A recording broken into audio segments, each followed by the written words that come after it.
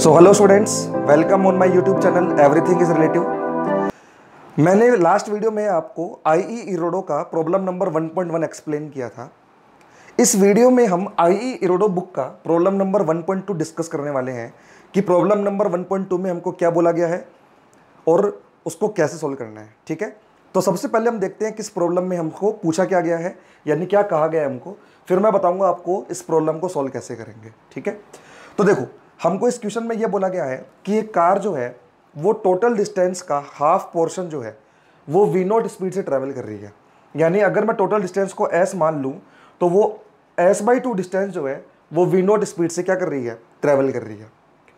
उसके बाद में बोला गया कि जो रिमेनिंग हाफ पोर्शन हमारे पास बच गया, उस रिमेनिंग हाफ पोर्शन को वो दो इक्वल टाइम में ट्रैवल कर रही है या कवर कर रही है। पहले टी टाइम तक तो वो v1 स्पीड से ट्रैवल करती है और नेक्स्ट टी टाइम तक वो v2 स्पीड से ट्रैवल करती है, और इस टाइप से वो मोशन करते हुए इस रिमेनिंग हाफ पोर्शन को पूरा करती है।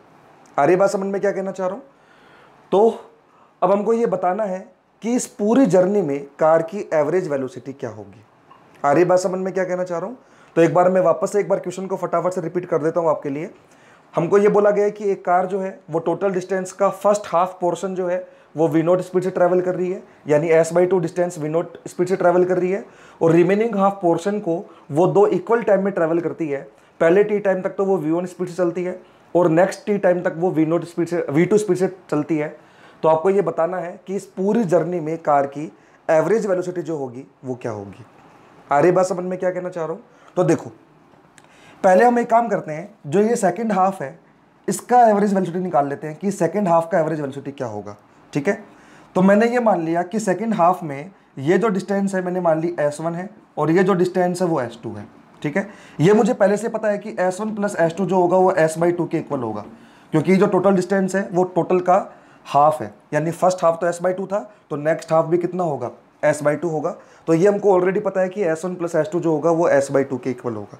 ठीक है, तो चलिए पहले एक काम करते हैं, सेकंड हाफ का एवरेज निकाल लेते हैं। तो सेकंड हाफ की अगर मेरे को एवरेज वेलोसिटी निकालनी है तो सेकंड हाफ की एवरेज कैसे निकालूंगा? देखो सेकंड हाफ की वी एवरेज निकाल रहा हूं मैं।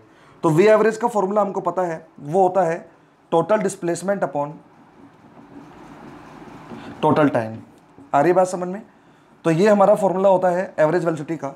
तो यहाँ पे अगर मैं टोटल डिस्प्लेसमेंट की बात करूँ तो टोटल डिस्प्लेसमेंट होगा s1 plus s2 upon total time होगा t प्लस टी यानी 2t।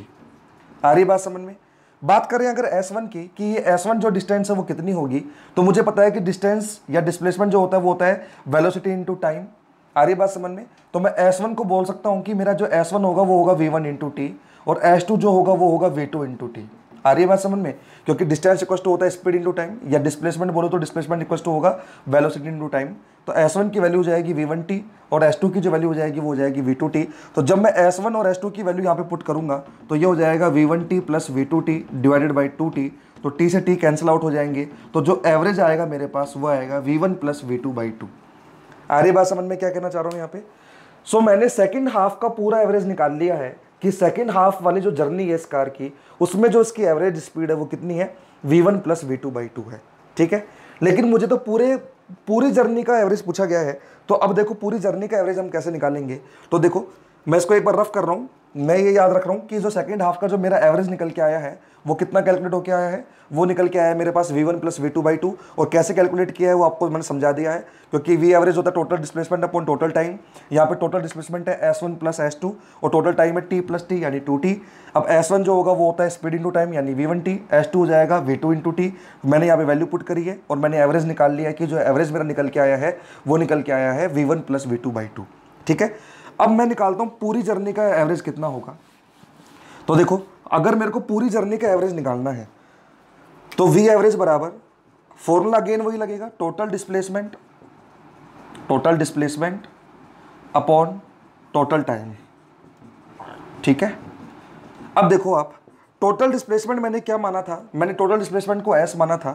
तो s अपॉन टोटल टाइम मैंने मान लिया कि ये जो फर्स्ट हाफ का जो टाइम है वो लेट से t1 है और सेकंड हाफ का जो पूरा टाइम है वो लेट से t2 है।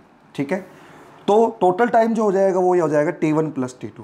ठीक है, अब अगर मैं बात करूँ t1 और t2 की तो देखो वो कितना होगा। तो टोटल डिस्प्लेसमेंट तो ऐसा ही t1, टाइम इक्वल टू क्या होता है हमारा, टाइम इक्वल टू होता है हमारा डिस्टेंस अपॉन स्पीड। तो टाइम इक्वल टू क्या हो जाएगा, डिस्टेंस अपॉन स्पीड, यानी T1 जो होगा वो होगा s/2 अपॉन वी नोट। तो डिस्टेंस अपॉन स्पीड यानी s/2 वी नोट। आ रही बात समझ में क्या कहना चाह रहा हूँ। और T2 क्या होगा, T2 होगा अगेन डिस्टेंस अपॉन स्पीड। तो डिस्टेंस या डिस्प्लेसमेंट जो है यहाँ पे पूरा वो कितना है, s/2। और यहाँ पे जो मेरी स्पीड निकल के आई थी वो मैंने अभी निकाली थी आपके सामने, वो आई थी मेरी v1 प्लस v2/2। तो यहाँ पे जो T2 होगा वो होगा डिस्टेंस अपॉन स्पीड यानी s/2 into v1 plus v2/2। आ रही बात समझ में। मैंने यहाँ पे क्या किया है, तो मैंने सिंपल फॉर्मूला लगाया है total displacement upon total time का। तो टोटल डिस्प्लेसमेंट मैंने s माना था, तो s अपॉन टोटल टाइम। तो मैंने मान लिया कि फर्स्ट हाफ का जो टाइम है वो T1 है और सेकंड हाफ का जो टाइम है पूरा वो मैंने मान लिया कितना है, वो T2 है। ठीक है, अब बात आती है T1 की वैल्यू की। तो टाइम इक्वल टू होता है डिस्टेंस अपॉन स्पीड। तो यहाँ पे डिस्टेंस कितनी है, s/2, और यहाँ पे जो स्पीड है वो कितनी है, v0। तो s/2 v0, और यहाँ पे जो डिस्टेंस है पूरी वो s/2 ही है। और जो स्पीड है वो मैंने स्पीड पूरे की जो मैंने निकाली थी एवरेज, वो निकल के आई थी v1 प्लस v2/2। तो वो मैंने यहाँ पे पुट कर दिया है। ठीक है, अब थोड़ा सा कैलकुलेशन करना है और कुछ भी नहीं करना। यहाँ से 2 से ये 2 कैंसिल हो जाएगा और ये s जो है वो पूरे कॉमन आके कैंसिल आउट हो जाएंगे। तो हमारा जो v एवरेज निकल के आएगा वो v एवरेज निकल के आएगा 1/2 v0 plus 1/v1 plus v2। आ रही बात समझ में क्या कहना चाह रहा हूं। तो ये मेरा v एवरेज निकल के आएगा, और जब आप इसको कंप्लीटली सॉल्व करोगे एलसीएम वगैरह लेके, तो जो फाइनल आंसर मेरा बनेगा वो बनेगा 2v0 v1 plus v2 divided by v1 plus v2 plus 2v0। ये मेरा फाइनल आंसर बनेगा यहाँ पे। आ रही बात समझ में। सो ये इस पूरी कार की पूरी जर्नी की एवरेज स्पीड निकल के आ गई, या एवरेज वेलोसिटी निकल के आ गई कि इस कार का पूरा जर्नी का एवरेज जो है वो कितना है। तो वो निकल के आया है 2v0 v1 plus v2 divided by v1 plus v2 plus 2v0। आ रही बात समझ में कैसे किया सॉल्व। सो आई होप कि आपको क्लियर हुआ होगा। एक ये सिंपल प्रॉब्लम था, बस एवरेज वेलोसिटी निकालनी है हमको। उसका फॉर्मूला आपको पता होना चाहिए बस, कि एवरेज वेलोसिटी का जो फॉर्मूला होता है वो होता है total displacement upon total time. तो बस यही फॉर्मूला हमने अप्लाई किया है। तो पहले हमने सेकंड हाफ का एवरेज निकाल लिया है। सेकंड हाफ का जो एवरेज आया था वो आया था v1 प्लस v2/2, और उसके बाद में हमने दोबारा से ये फॉर्मूला लगा के पूरी जर्नी का एवरेज निकाल लिया है। ठीक है, सो आप चाहो तो वीडियो को पॉज करके इसका स्क्रीनशॉट भी दे सकते हो एज ए सॉल्यूशन। ठीक है, नेक्स्ट वीडियो में हम देखेंगे अब IE इरोडो बुक का प्रॉब्लम नंबर 1.3। ठीक है, सो मिलते हैं फिर नेक्स्ट वीडियो में, करते हैं सॉल्व कि 1.3 प्रॉब्लम क्या होगी।